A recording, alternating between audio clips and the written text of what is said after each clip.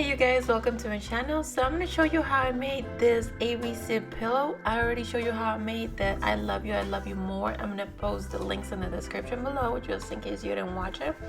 So I'm going to start with the materials. For this, we're going to use freezer paper and the Cricut. So I'm going to be taking my freezer paper and cut it the size of the mat.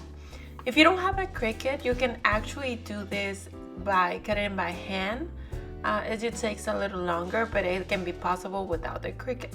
So I'm gonna place the shiny side down in my mat, and I'm gonna load it up so I can cut all the shapes. I've done this before before I had my Cricut, and you basically just print up a piece of cardstock paper and you trace it into the freezer paper, and you gotta cut it with an X-Acto knife.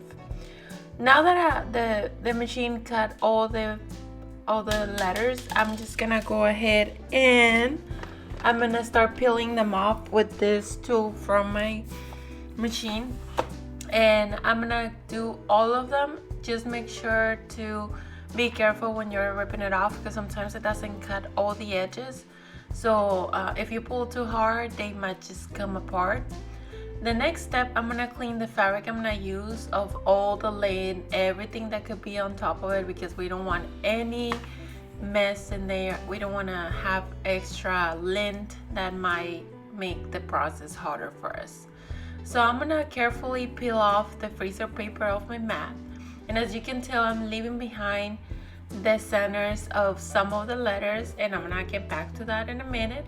So I'm gonna place it in the center of my cutout for the pillow. I think I cut this one 18.5 by 18.5, so I can have 18 inches of pillow, but you can size it however your pillows are. I'm gonna use the press or an iron, either works, and I'm gonna press the freezer paper that way. Remember that the shiny side goes down. Once I have it, I place a little cardboard on the bottom so it wouldn't stick, and I'm gonna be using this paper, this black paint to color all the inside of the letters. So just be generous and careful with it. Don't try to smudge it too much. And I'm gonna peel it off. As you can tell, it was worth it to put something on the bottom because it does bleed through. And now I'm gonna peel off the freezer paper carefully. Make sure that it's dry before you do this so it doesn't stain the rest of your fabric, and peel off the centers of your letters. That just so easy. It comes off like that.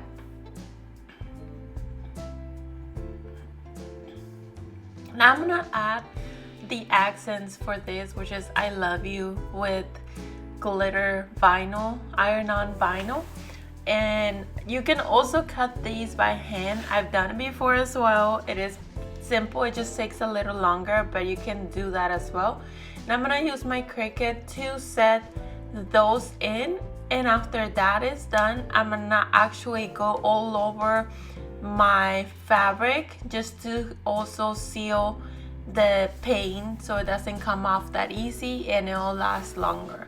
So go ahead and do that, and once it's cool off, start removing your protective film of the vinyl. That way you pretty much have all the design done, and just do it carefully because sometimes they tend to come off. Now, as I did with the other pillows, I'm gonna fold a little hem here, and I'm gonna start ironing.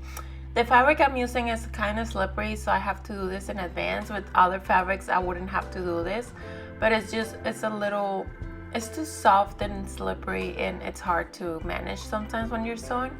So I'm gonna do my hem 2 folds, and that way it won't fray when we're using the pillow.